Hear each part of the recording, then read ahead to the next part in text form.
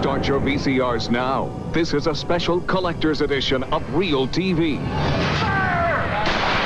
Battle footage. A Civil War reenactment caught on home video. But the blood and the injuries are real. I never thought that something like that would happen. New truck, new home video camera. Look out for that tree. Woman gets swept away by a tidal wave. Sticks and stones will break his bones. And so will skateboarding. And the day two lovesick elephants were separated by thousands of volts of electricity. Whatever you do, don't blink. It's REALTV's Scariest Home Videos.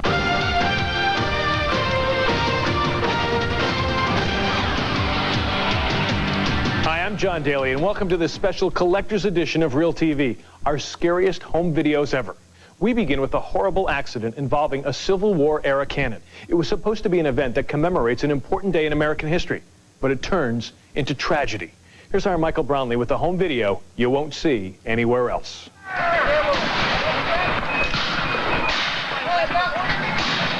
No, we're not looking at Robert E. Lee's home movies of the Civil War. Instead, this is a modern-day reenactment of the legendary battle that pit the North against the South in mortal combat. But on a morning filled with mock skirmishes, a cloud of real-life danger hangs over a seemingly harmless recreation of America's bloodiest war. Unlike the tragedies that took place in the days of the Civil War, this horrible moment is captured on videotape.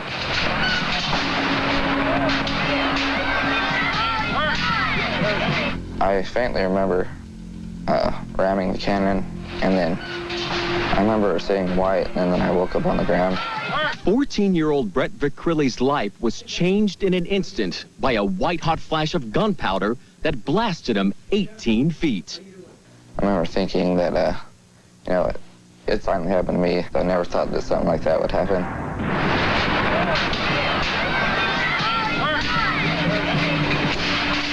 You're probably wondering why a 14-year-old boy was assigned to work with a dangerous weapon like a cannon. Well, the reason is Brett's date with Destiny was preceded by almost 2 years of experience in Civil War reenactments. Brett spent most of that time working with the very cannon that ultimately fired and almost took his life. I knew what I was doing. We just drill a lot, and you gotta know how to do everything so it's safe.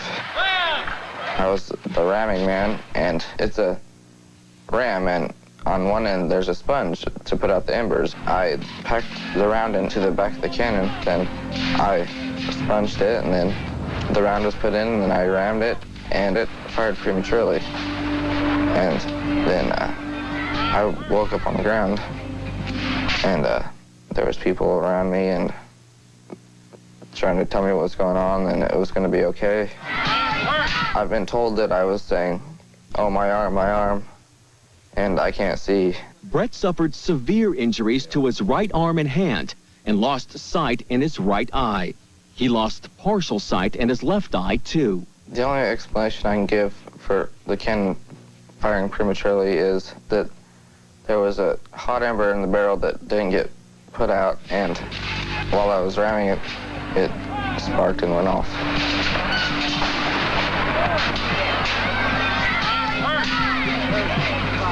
For people that want to work with the cannon, there's a lot of things that you have to think about. Accidents do happen, and there's a lot of risk involved. Now, Brett's a fighter. He's undergoing intense therapy to regain as much movement as he can in his right hand. Meanwhile, he's learned to write quite well with his left hand. Well, here's another once-in-a-million shot caught on tape. It involves a man, his new truck, his new video camera, and a giant tree that comes out of nowhere. Walter Grimes is out for a drive with a brand new video camera mounted on the dashboard of his truck. He's got no idea what a wild ride he's in for. 1 minute, he's rolling along, grooving to the tunes on his radio, and then...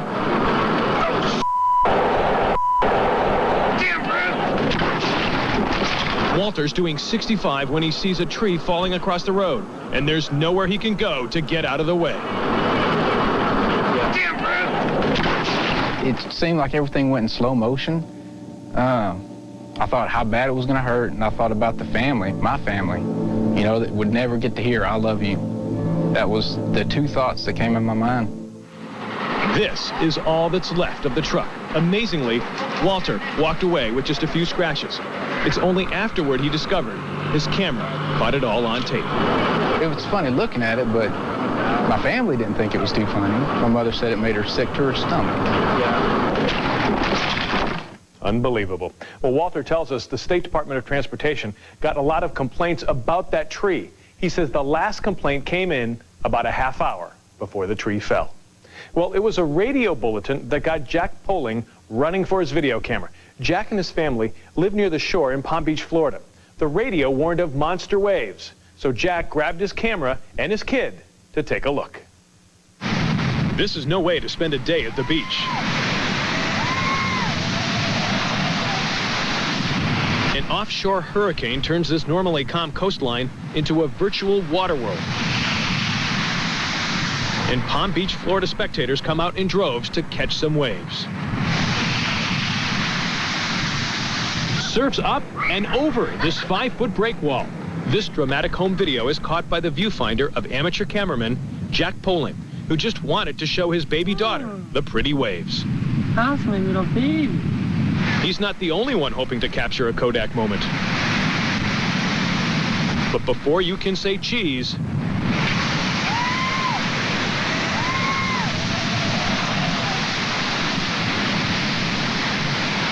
believe it or not, nobody was hurt. Really.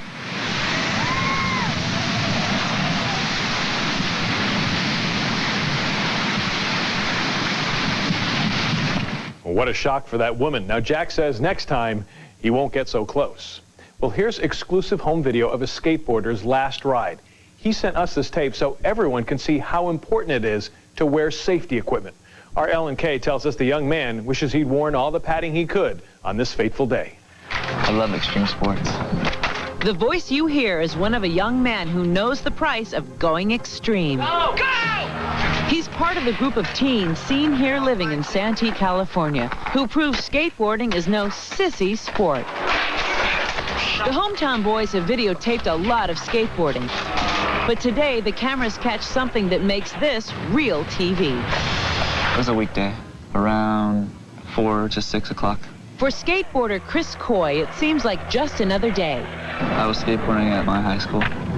Skateboarding at the high school is totally off limits, but a 5-foot wide concrete island located in the school's parking lot is too tempting. The home video you're watching turns raw. If you're squeamish, you may want to look away. Chris's final crack at making the jump is not a pretty sight.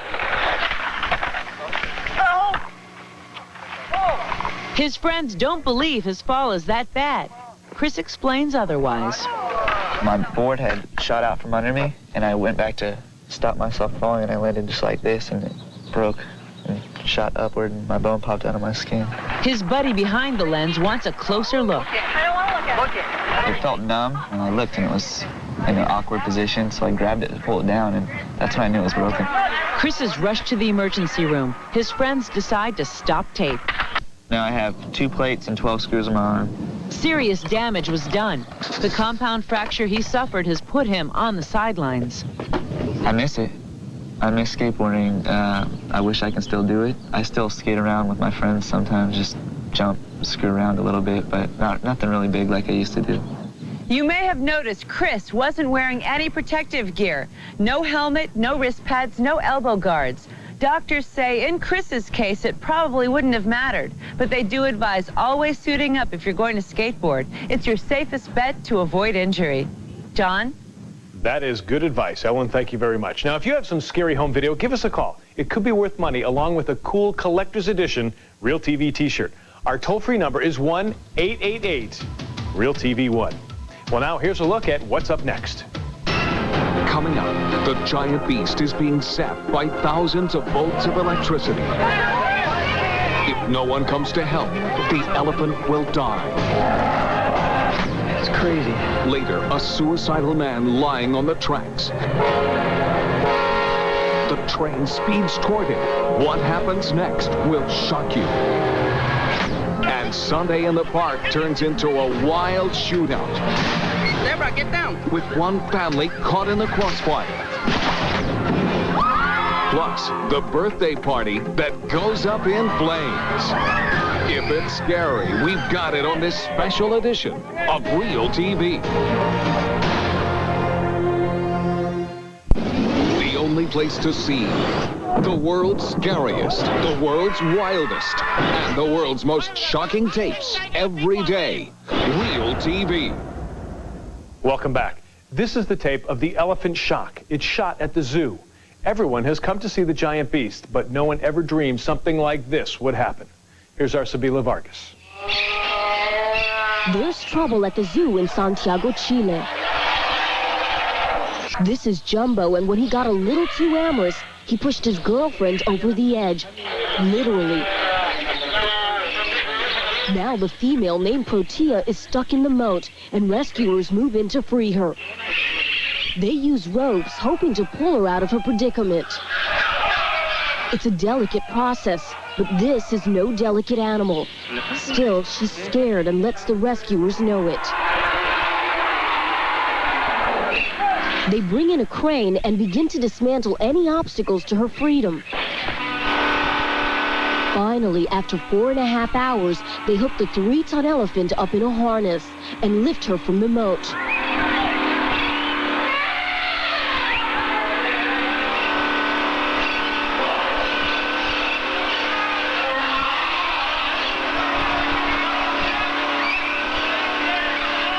It works, and despite a few nicks and bruises, she seems to be okay, but the worst is still to come. After the rescue, the 2 elephants touch trunks, as if to celebrate being back together. But zoo officials don't want that to happen. They don't want the female back in the moat, so they put an electrified wire between the 2 lovesick elephants to keep them separated. The female touches the wire with her trunk and goes down.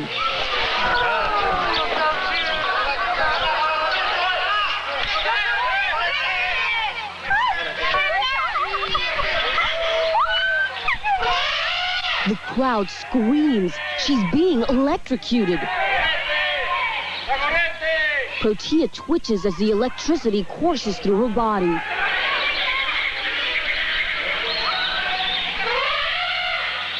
Finally, officials get in and turn off the power.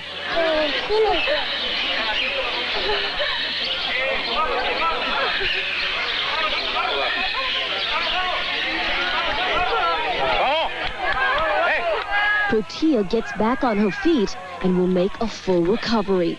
And Jumbo is right there to console his injured girlfriend. Now, elephants may be known for their good memories, but you just know this is one day these 2 would just as soon forget. And that is a tough tape to watch. Now, both elephants are doing fine. We'll be right back.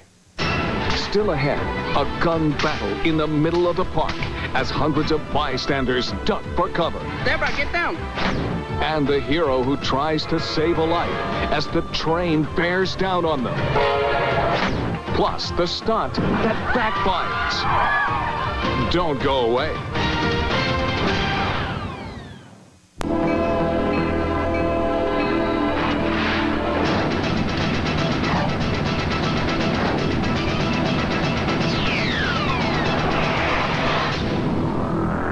It's a peaceful Sunday in the park. Not a care in the world, but soon bullets fly with kids in their path. A home video camera captures it all. Our John Johnston takes you through the day of terror, one step at a time. A beautiful day in the park is about to be shattered by an ugly side of life in the city.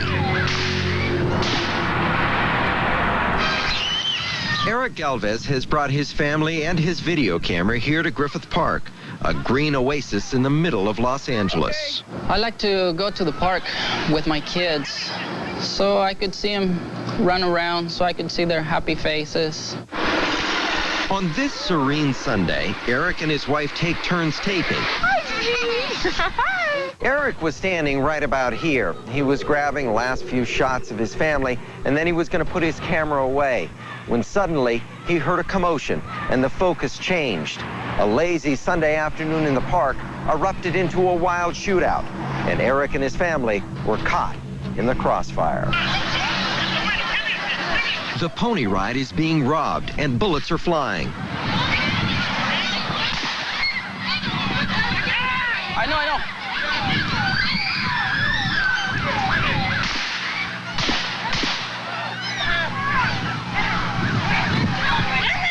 Deborah, get down. The ride operator's son hurls a pipe at the suspect's van. I just got it and I threw it and whacked it up against the side of the van real hard. That's when the suspect got out of the van. I guess he thought I shot at him. The suspect opens fire as he leaves the van, but that doesn't frighten the enraged ride operator. I went through the Second World War, so, I've been shot at before, and that don't scare me too much. But in all the excitement, the suspect leaves his loot in the van. He returns with his gun blazing. Deborah, get down. After firing a .357 directly into the path of dozens of families, the suspect escapes, this time with the $5,000, and is never seen again. Since the van was stolen, police have no idea who the suspect is, and now they want your help. To anybody out there who's viewing this program, we'd like for you to give us a call to the Los Angeles Police Department if you recognize this person and know his identity or his whereabouts or any crimes that he may be responsible for. Deborah, get down. Eric and his family could not agree more. I hope they catch him and, so he can get his punishment for what he did. As for the ride operator, he gets emotional when he thinks of all the children in the line of fire. When I get mad, I turn into a grizzly bear, But it's over with now, but we hope it don't happen again. Boy, it could have been a lot worse. Well, this next one will make your heart race. Someone attempts suicide by sitting on railroad tracks. Now, the train is approaching quickly. But this is a story about a hero with quick reflexes. It's a beautiful day in Southern California, and Ron Mufford is capturing it with his home video camera. As the sun sets, the beauty fades when Ron's lens catches a horrifying sight. There's a guy out on the railroad track. It's crazy. A suicidal man determined to end his life beneath the wheels of a speeding locomotive. He's laying on the tracks, and a train is coming. I saw this man laying on the railroad track, and then all of a sudden, out of the bottom of the frame, came the rescuer. Within seconds, the freight train barrels over the spot where the suicidal man was laying. Looking back, he appears to be smiling, but witnesses say he seemed to be mentally disturbed. It's a moment in time captured on tape that will live forever. A moment that reminds us the difference between life and death can be a matter of seconds. Now, the man on the tracks was taken to the hospital for observation. However, no one caught up with the hero. Well, next, the tape of the man who thought he was good enough to turn pro. His specialty, fire eating. But he's also about to learn he's got quite a way to go. We're in Southern California where Matt Buckner is taping the festivities at his brother's birthday party. This is Mike, the birthday boy. The highlight of the party comes when one of the guests does his fire eating act. Craig Salbor wants to do this professionally one day, so he's trying out his latest stuff in front of a friendly audience.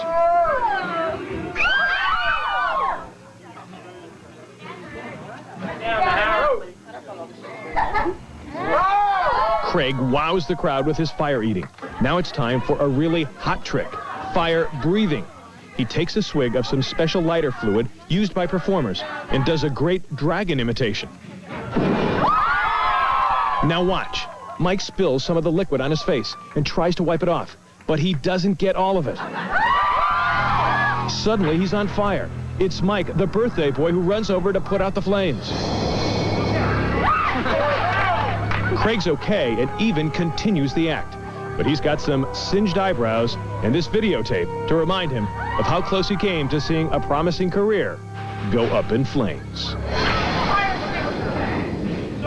Let's hope he continues to try to perfect his act. We'll be right back. Now you can watch Real TV anytime. Go to RealTV1.com to get Real TV on demand. Make plans to watch Real TV tomorrow. We've got the scariest home video you'll ever see. The giant shark stalks the young lady, and it's about to bite. Plus, you'll hear from the pilot of the doomed chopper and the birthday that went up in flames. That's tomorrow. Well, that's it for now for this special edition of Real TV. Keep those cameras rolling and join us again for the next Real TV when once again we'll give you something to talk about.